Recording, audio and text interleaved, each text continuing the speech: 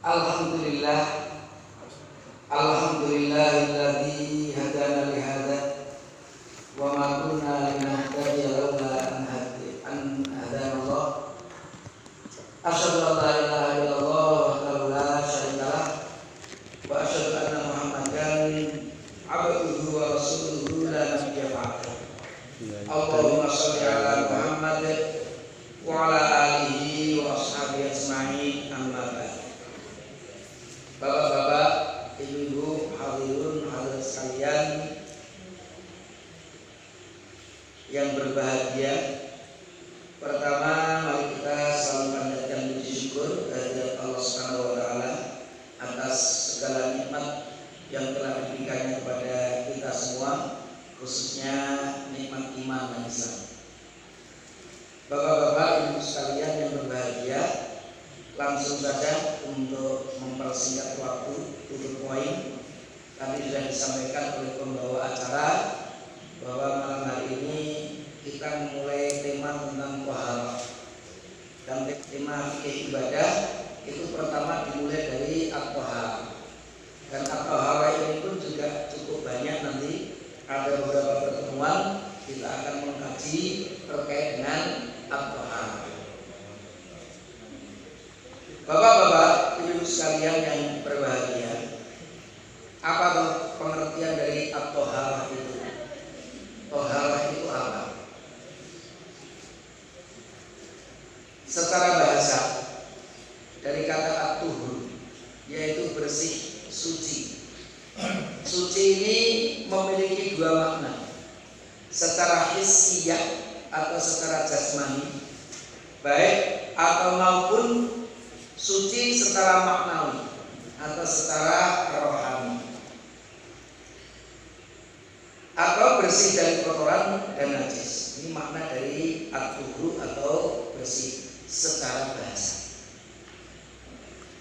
Adapun secara istilah, ini memang Rasul tidak pernah mendefinisikan yang namanya at-taharah itu.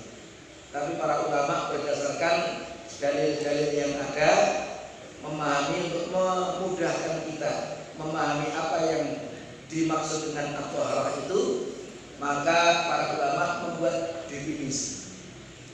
Apa itu taharah? Taharah itu menghilangkan semua yang menghalangi sholat, baik berupa hadas maupun khobar. Jadi taharah itu untuk menghilangkan semua yang menghalangi kita untuk sholat. Tanpa taharah itu kita tidak bisa sholat. Tapi dengan taharah itu maka bisa sholat, karena sholat kita menjadi sah. Itulah yang disebut dengan at-taharah. Lalu apa hukumnya at-taharah itu bagi kita umat Islam, Bapak Ibu?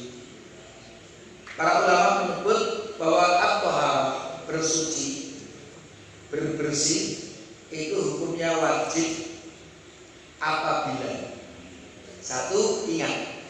Karena kalau tidak ingat, la yukallifullahu nafsan illa wus'aha.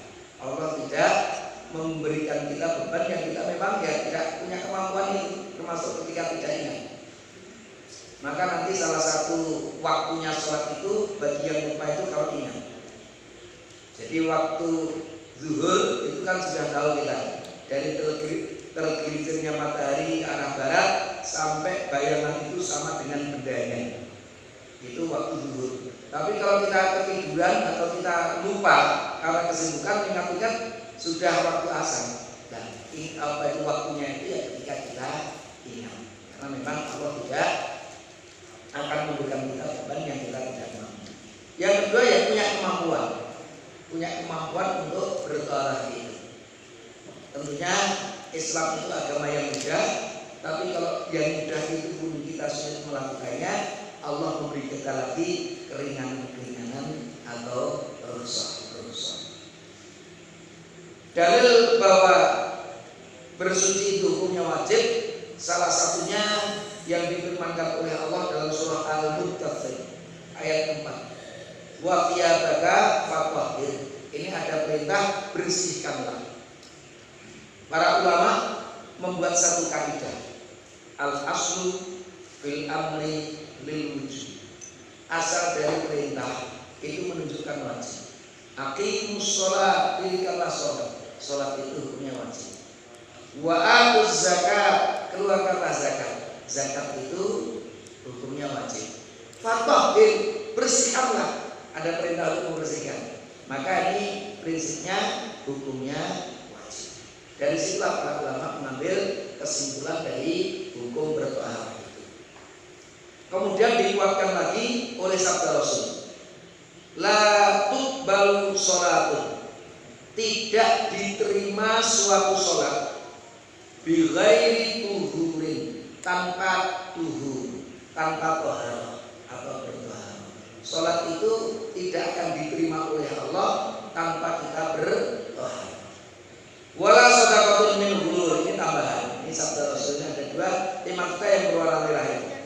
Ada yang berwarna biru itu wala sadaqatun min ghulul, Allah juga tidak menerima sedekah kita min ghulul, yang harta itu berasal dari khianah. Khianah itu kebalikan dari amanah.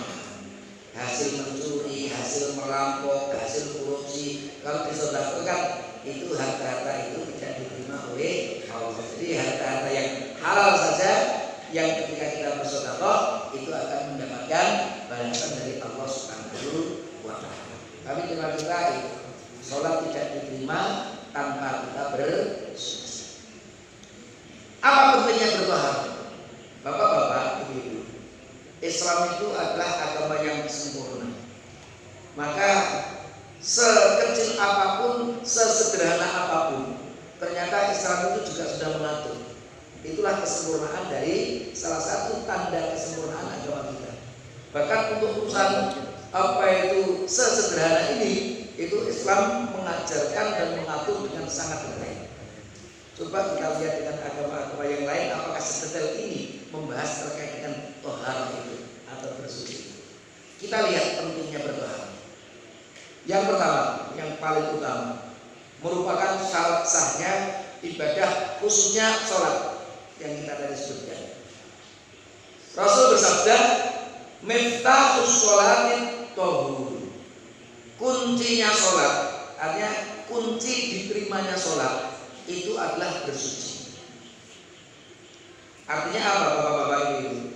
Bayangkan kalau ruangan kita ini kan ada pintunya, dan pintunya itu ada kuncinya. Kalau kuncinya ditutup, kita nggak bisa masuk.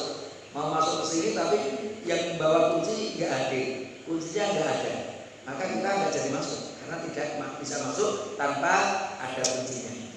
Dan demikian juga kita ketika masuk menuju sholat itu kita nggak bisa masuk ke sholat itu. Kuncinya apa? Kuncinya toharoh itu. Artinya kita bertoharoh itu seakan-akan kita punya kunci untuk masuk ruangan ini. Punya toharoh berarti kita punya kunci. Nggak punya toharoh kita kehilangan kunci. Itulah makna dari miftahus sholati at-tahur. Wa tahrimuhan takbir, dan pengharamannya itu adalah dengan takbir. Maka sholat itu dimulai dengan takbiratul ihram. Apa artinya ihram? Takbir itu fungsinya untuk mengharamkan. Mengharamkan yang sebelumnya boleh. Kita ngobrol boleh kan? Tapi begitu Allahu Akbar haram, nggak boleh. Karena dengan ngobrol kita batal sholat kita. Makan minum boleh sekarang, tapi begitu Allahu Akbar kita nggak boleh makan dan minum. Maka disebut takbiratul ihram. Takbir itu fungsinya untuk mengharamkan kecuali perbuatan sholat itu. Selain sholat itu semuanya menjadi haram yang sebelumnya tidak haram. Itulah maka disebut takbiratul ihram. Tahrimuha at-takbir, pengharamannya dimulai dengan takbir. Wa tahliluha taslim, sedangkan tahlil penghalalannya itu dengan taslim, yaitu dengan salam. Maka kalau bapak-bapak ibu-ibu kemarin beribadah haji itu kan ditutup dengan tahallul. Tahallul dari kata halal, untuk menghalalkan yang sebelumnya itu dilarang. Ketika kita masih berihram belum tahallul itu ada beberapa pantangan. Tapi begitu sudah tahallul itu artinya penghalalan. Dengan sudah ada penghalalan, maka yang sebelumnya dilarang ketika kita dalam keadaan ihram kembali lagi diperbolehkan. Salat juga demikian. Begitu salam maka sudah ada tahlil, ngobrol lagi boleh, mau makan lagi diperbolehkan. Itulah makna dari Bapak-bapak ibu sekalian yang berbahagia, sama seperti kurang lebih yang tadi sudah saya sampaikan. Latuk baru sholatun bighairi tuhur. Ini bahwa apa itu bertaharah itu syarat sahnya kita sholat. Yang kedua, taharah itu perbuatan yang sangat disukai, dicintai oleh Allah. Jadi kalau kita ingin semakin dicintai oleh Allah, maka kita hendaknya memperbanyak bertaharah. Allah berfirman, "A'udzubillahi minasyaitonir rajim, innallaha sesungguhnya Allah yuhibbut tawwabin." Menyukai, mencintai orang-orang yang banyak bertobat. Kalau bertobat itu taibun. Taib itu ada orang yang bertobat. Tapi tawwabun orang yang banyak tobatnya. Sedina sampai 100.000 tobatnya. Itu artinya at-tawwab. Seperti ghafirun mengampuni, ghaffarun maha mengampuni. Khati'un orang yang salah, khata'un orang yang banyak salahnya. Kadzibun berbohong, kadzabun orang yang banyak bohongnya. Nah yang dibohong maka disebut kadzab.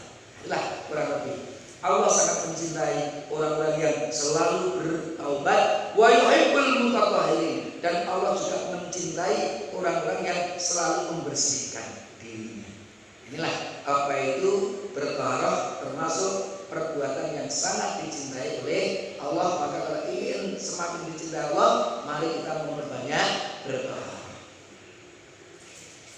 Yang ketiga, pentingnya taharah itu Bapak-bapak Ibu, bagian dari iman. Hadisnya Sahih Muslim. At-tahuru bersuci itu satrul iman, sebagian dari al-iman. Bagian dari iman itu adalah bersuci. Karena tanpa suci orang tidak sholat atau tidak bisa sholat. Makanya separuh ini. Suci dengan sholat kan paruh ini. Sholat tanpa suci ya nggak ada sholatnya itu. Tapi kalau suci tapi tidak sholat, ya justru tidak sholat. Maka dua itu diparuh itu. Ya suci, ya sholat. Itu dua bagian yang tidak terpisahkan. Maka bersuci bagian dari keimanan kita.